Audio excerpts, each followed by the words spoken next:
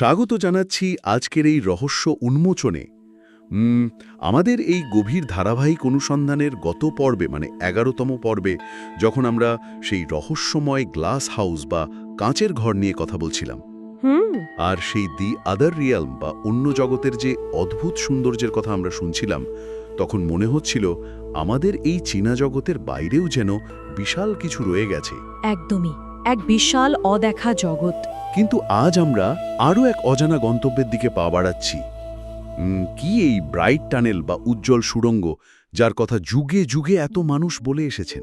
হ্যাঁ, এই সুড়ঙ্গের বিষয়টি সত্যিই অত্যন্ত গভীর। আর সবচেয়ে বড় বিস্ময়ের জায়গাটি হল জীবন এবং মৃত্যুর দুই বিপরীত মেরুতে থাকা দুজন মানুষ, মানে একজন সম্পূর্ণ সুস্থ হাসিখুশি খেলোয়াড় শিশু যে হয়তো আপন মনে খেলছে, হ্যাঁ, সে কিভাবে ঠিক একই অপার্থিব আলোর দেখা পেতে পারে যা একজন মুমূর্ষু মানুষ তার জীবনের একেবারে শেষ মুহূর্তে হাসপাতালের শীতল অপারেশন টেবিলে শুয়ে দেখতে পান। এটি সত্যিই আমাদের প্রচলিত চিন্তাধারার ভিত্তিমূল ধরে টান দেয়। মানে অত্যন্ত শান্ত এবং ধীর লয়ে যদি আমরা এই ঘটনাগুলোর গভীরে প্রবেশ করি, তবে এক গভীর সত্য আমাদের সামনে উন্মোচিত হয়। এক অজানা শিহরণ কাজ করে এসব ভাবলে। সাধারণত আমরা মনে করি মৃত্যুর ঠিক পূর্ব মুহূর্তের অভিজ্ঞতা বা যাকে নিয়ার ডেথ এক্সপিরিয়েন্স বলা হয়, সেটা কেবল তাদেরই হয় যারা কোনো মারাত্মক দুর্ঘটনা বা চিকিৎসাজনিত চরম ঝুঁকির মধ্যে দিয়ে গেছেন। হ্যাঁ, আমরা তো এতদিন সেটাই জেনে এসেছি, তাই না? ঠিক, কিন্তু গবেষণার তথ্য সম্পূর্ণ ভিন্ন এক বাস্তবতার দিকে নির্দেশ করছে। দেখা যাচ্ছে একদম সুস্থ এবং স্বাভাবিক শিশুরা, যাদের জীবনে কখনো কোনো মারাত্মক দুর্ঘটনা আসেনি, মানে যারা কখনো কোনো হাসপাতালে ভর্তি হয়নি বা কোনো শারীরিক ও মানসিক আঘাতের সম্মুখীন হয়নি, তারাও মৃত্যুর পরের জীবনের অবিকল একই বর্ণনা দিচ্ছে। অবিশ্বাস্য! মানে একদম সুস্থ শিশু? হ্যাঁ, একদম। এই শিশুরা অত্যন্ত শান্তভাবে এক উজ্জ্বল আলো এবং এক অন্তহীন সুড়ঙ্গ পথের কথা বলে। এমনকি তারা এমন এক জগতের কথা বর্ণনা করে যেখানে তারা তাদের মৃত আত্মীয়দের সাথে দেখা করেছে। আশ্চর্য! যাকে বিজ্ঞানের ভাষায় বলা হয় ইন্টারমিশন মেমোরিজ বা দুই জন্মের মধ্যবর্তী স্মৃতি। অবাক করা বিষয় হলো, এই সুস্থ শিশুদের দেওয়া বর্ণনাগুলো একজন প্রাপ্তবয়স্ক মানুষের নিয়ার ডেথ এক্সপিরিয়েন্সের বর্ণনার সাথে একেবারে হুবহু মিলে যায়। এই কথাগুলো শোনার পর মনের ভেতর এক অদ্ভুত শিহরণ কাজ করে।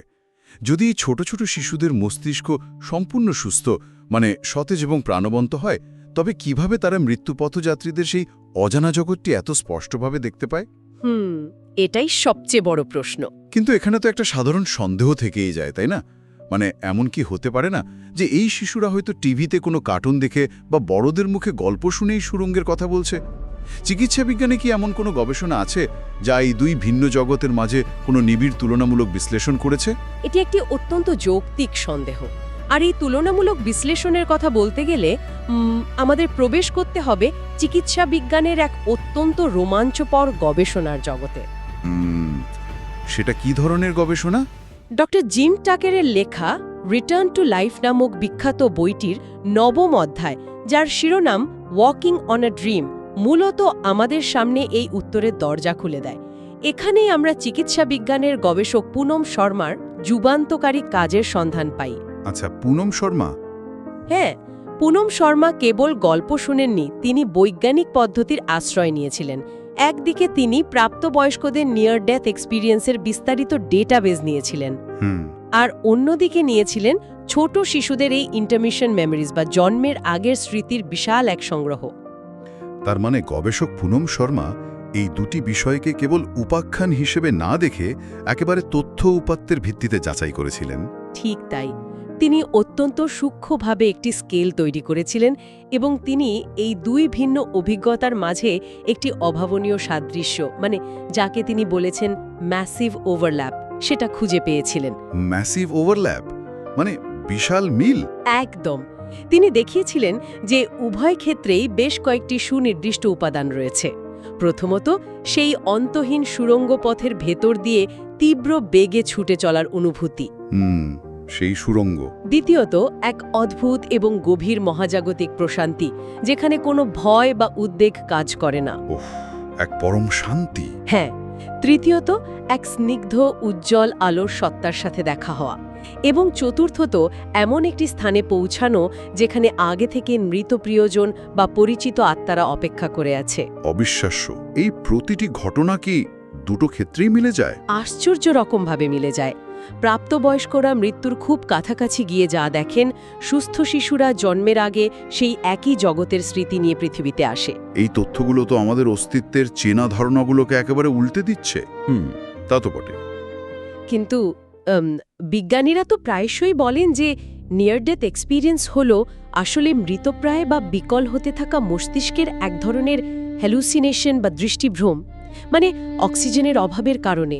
হ্যাঁ, এটাই বিজ্ঞানীদের সাধারণ ধারণা। তাহলে পুনম শর্মা এবং ডক্টর জিম টাকারের এই যে গভীর গবেষণা, তা কি শেষ পর্যন্ত বিজ্ঞানীদের সেই এতদিনের সন্দেহবাদী ধারণাকে চ্যালেঞ্জ ছুড়ে দেয়? সন্দেহবাদীদের যুক্তির ভিত্তিটি বিশ্লেষণ করলে এই গবেষণার সবচেয়ে শক্তিশালী দিকটি আমাদের সামনে উন্মোচিত হয়।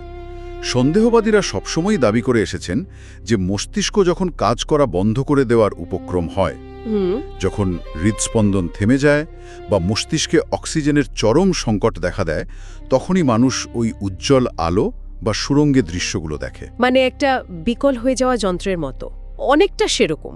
তাভিমতে এসবই হলো মুমূর্ষু মস্তিষ্কের শেষ মুহূর্তের কিছু অবাস্তব বিভ্রম। কিন্তু পুনম শর্মার গবেষণা এই যুক্তির বিপরীতে যে অকাট্য প্রমাণটি দাঁড় করায়, তা অত্যন্ত শান্ত অথচ চূড়ান্তভাবে এই সন্দেহবাদকে খণ্ডন করে। কিভাবে?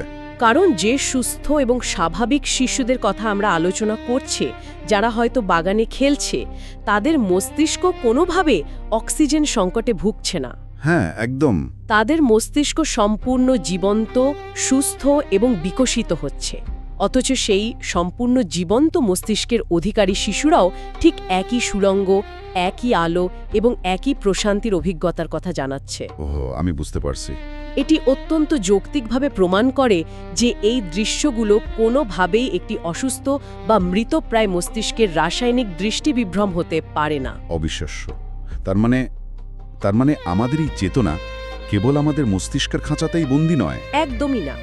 এটি প্রমাণ করে যে এই দৃশ্যগুলো মস্তিষ্কের নিজস্ব কোনো সৃষ্টি নয়, বরং এটি হলো আমাদের চেনা মহাবিশ্বের বাইরে থাকা এক বাস্তব, মানে বিদ্যমান মাত্রা বা রিয়েল এক্সিস্টিং ডাইমেনশনস এর এক অকাট্য ঝলক।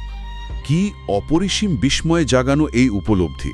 মস্তিষ্ক হয়তো কেবল একটি গ্রাহক যন্ত্র, কিন্তু চেতনা তার চেয়েও বিশাল। এই গভীর সত্যটি আত্মস্থ করার পর মনে হচ্ছে যেন পৃথিবীর চারপাশের দেয়ালগুলো হঠাৎ করেই অদৃশ্য হয়ে গেছে। এক অসীম শূন্যতা। কিন্তু আগামী পর্বে, মানে আমাদের 13তম অনুসন্ধানে, আমরা যে প্রেডিক্টেড স্কার্স বা পূর্ব নির্ধারিত ক্ষতচিহ্ন নিয়ে আলোচনা করব এবং অতীত জীবনের শরীর থেকে বয়ে আনা জন্মদাগ নিয়ে যে অনুসন্ধান করতে যাচ্ছি, তার কোনো সামান্য ইঙ্গিত কি আজ পাওয়া যেতে পারে? আগামী পর্বের জন্য যে রহস্যটি অপেক্ষা করে আছে, তা সত্যি আমাদের কল্পনার সীমানাকেও হার মানাবে। এর একটি পূর্বাভাসের জন্য আমাদের ফিরে তাকাতে হবে মিয়ানমারের এক বিস্ময়কর ঘটনার দিকে। মিয়ানমারের ঘটনা? হ্যাঁ, সেখানে মা চোয়েনিন থেট নামের একটি ছোট্ট শিশুর জীবনের সাথে জড়িয়ে আছে এক অবিস্মরণীয় গল্প। ঘটনাটি শুরু হয় এক তরুণীর মৃত্যুর মধ্য দিয়ে। সেই তরুণীর মৃত্যুদেহ যখন সৎকার করার প্রস্তুতি চলছিল, তখন তার এক বান্ধবী মিতার গলার ঠিক পেছনের দিকে লাল লিপস্টিক দিয়ে একটি ছোট্ট দাগ এঁকে দিয়েছিলেন, যেন পরের জন্মে ওই আত্মাকে চেনা যায়। ও, লাল লিপস্টিক দিয়ে? হ্যাঁ, এবং অত্যন্ত আশ্চর্যের বিষয় হলো ঠিক 13 মাস পর ওই মিতার বড় বোনের ঘরে একটি কন্যা সন্তানের জন্ম হয়। আর সেই নবজাতক শিশুর গলার ঠিক একই জায়গায় অবিকল সেই লিপস্টিকের দাগটি একটি স্পষ্ট জন্মদাগ বা বার্থমার্ক হিসেবে ফুটে ওঠে। শিউরে ওঠার মতো একটি ঘটনা।